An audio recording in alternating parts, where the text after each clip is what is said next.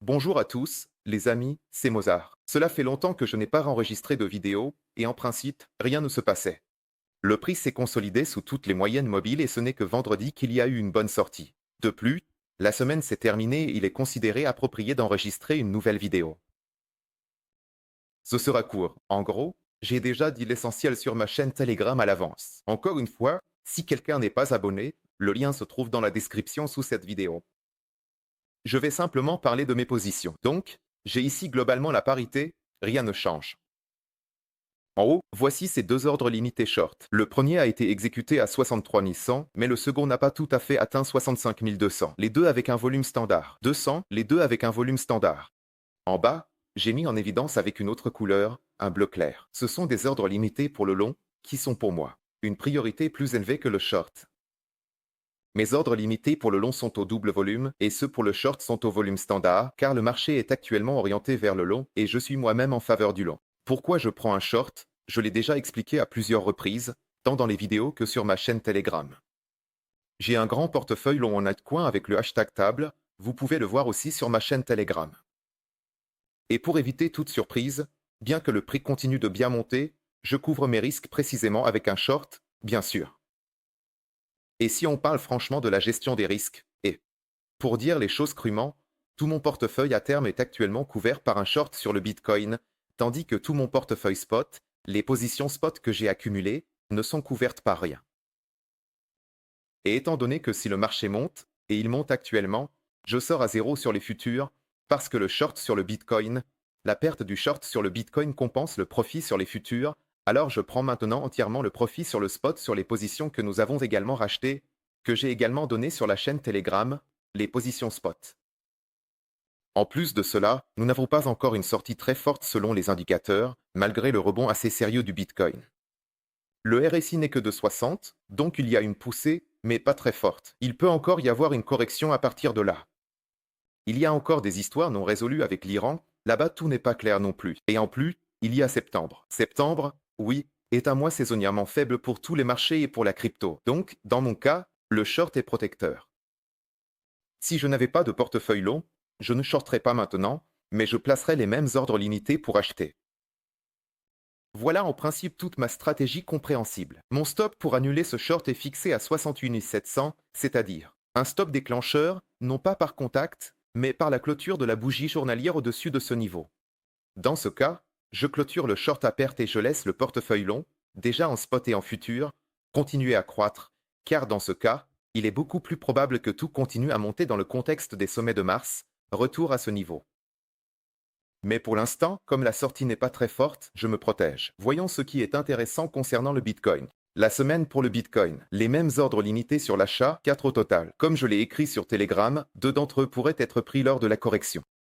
Je compte davantage sur la première et la deuxième d'affilée, et ces deux-là sont très peu probables. À moins qu'une troisième guerre mondiale ne commence, probablement. En ce moment, nous avons également une bonne sortie, je le répète, à la fois sur les moyennes mobiles, au-dessus des moyennes mobiles, et un rebond sur le time frame hebdomadaire depuis la limite inférieure du canal ascendant global.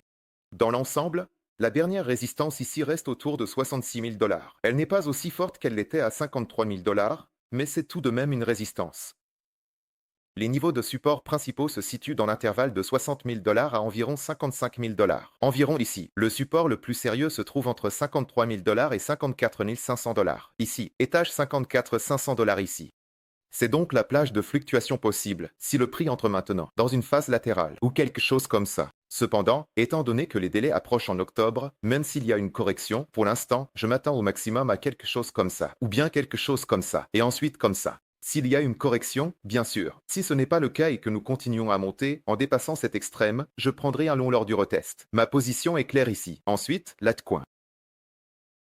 J'ai beaucoup écrit sur ce sujet, c'est-à-dire qu'on peut ouvrir le graphique en 4 heures, j'ai donné ce bloc, et j'ai aussi beaucoup partagé ce bloc sur le canal Telegram. Voici les 590 à 620 milliards de dollars pour Total 3, c'est-à-dire la capitalisation de tous les altcoins sans Bitcoin et sans Ether. Nous avons essayé de franchir les 620 milliards, mais nous n'avons pas réussi à nous maintenir, et maintenant le prix est revenu au milieu de ce bloc. Environ 600 milliards de dollars, bien que l'objectif minimum soit atteint, il y a eu une consolidation au-dessus de la marque des 590, mais, encore une fois, pour un retournement à grande échelle en long sur tous les altcoins, pour plus de certitude, je recommande d'attendre une consolidation avec une bougie hebdomadaire au-dessus de la marque des 620 milliards de dollars, car il y a ici un niveau de résistance assez sérieux. Ce canal rouge descendant est vraiment très beau. Tant que nous ne l'avons pas franchi, je ne prendrai pas de gros risques. De plus, Bitcoin ne montre pas encore une grande force selon les indicateurs. C'est ce qui concerne les altcoins. Que se passe-t-il dans la blockchain? Ainsi, il n'y a rien d'autre d'intéressant qui se passe en ce qui concerne les liquidations, ni dans un sens ni dans l'autre. Il y a un ralentissement assez sérieux sur le marché après deux grandes liquidations de shorters et de longués, d'ailleurs, ensemble lors de l'effondrement du 5 août et tout ce qui a suivi. Ensuite, en ce qui concerne les taux de financement, le marché est arrivé à un équilibre absolu. C'est-à-dire qu'ici, il est à la fois shorté et longé. Cependant, les shorters ont perdu lors du saut du cours jusqu'à environ 63 000 dollars. Là-bas, ils ont également été percés, bien que pas avec de gros volumes. Les flux massifs, qui provenaient du gouvernement de l'Allemagne, les afflux, ont été remplacés par des sorties des bourses. En d'autres termes, le Bitcoin est à nouveau en déficit sur les bourses. Ensuite, c'est intéressant, voici aussi le profit des détenteurs à court terme. Commençons plutôt par ce graphique. Voici leur prix d'achat moyen. Tous ceux qui ont acheté du Bitcoin il y a moins d'un mois, ici aussi c'est un total latéral. C'est-à-dire que cette courbe rouge représente leur achat moyen. Remarquez comment le prix la dépasse toujours sur un marché haussier. Bien sûr, nous considérons maintenant le marché haussier de bas en haut, il y revient. En la franchissant, il y revient. En la franchissant, il y reviendra d'une manière ou d'une autre. Si ce n'est pas maintenant, ce sera plus tard. Et maintenant, leur prix moyen d'achat se situe aux alentours de 60 à 61 000 dollars. Là-bas se trouve ma première limite pour allons avec un double volume et elle y est toujours. Donc, en ce moment, j'attends une correction jusqu'à ce niveau. Si le prix ne revient pas ici et continue de monter, je vais simplement ajuster ces ordres longs, mais je ne veux pas entrer à partir des niveaux actuels. Pour les raisons que j'ai mentionnées au début de cette vidéo, si nous remontons cet indicateur en arrière, en principe, il fonctionne toujours de la même manière. En regardant le dernier, le cycle précédent, le cycle de 2021, c'était la même chose. Sur un marché ordinaire, une sortie vers le haut, une sortie vers le haut, retest. Sortie vers le haut, retest. Sortie vers le haut, retest vers le haut, retest vers le haut, sortie et retest vers le bas, c'est tout.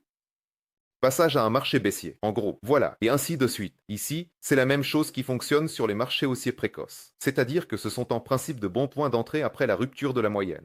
Entrée des détenteurs à court terme. Ce graphique montre la même chose, mais en pourcentage, leur profit est perte. C'est-à-dire que le 5 août, ils ont subi une perte de 13%. Avec la liquidité actuelle, c'est une perte énorme et colossale pour eux. Et c'est une perte en argent net.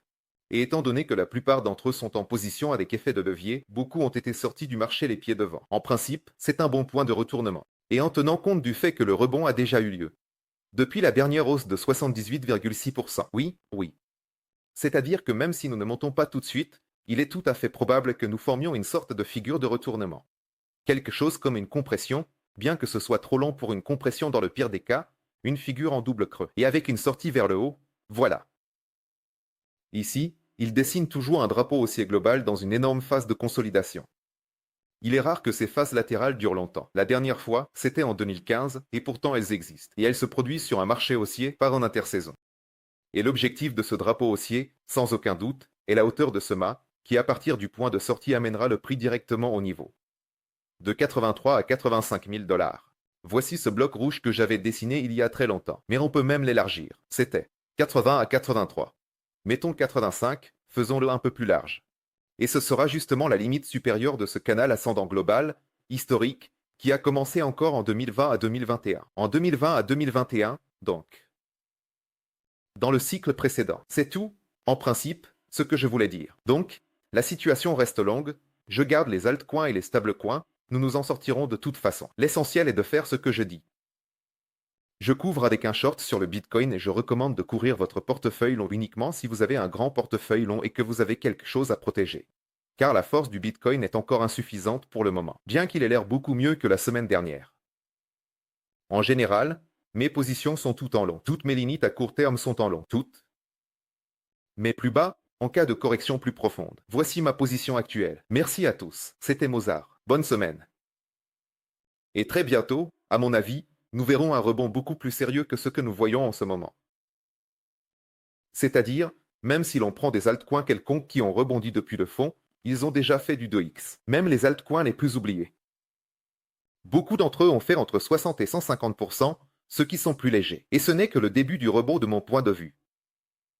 Actuellement, l'objectif minimum pour de nombreux altcoins est de dépasser ce dernier extrême. Ensuite, l'objectif sera de revenir au moins au 50e, c'est-à-dire à la moyenne mobile annuelle. C'est-à-dire que ce ne sera pas 60% dans ce cas, mais environ 2 fois plus. Et c'est alors que nous pourrons décider de réduire ou non. En attendant, nous attendons. Merci encore à tous et au revoir.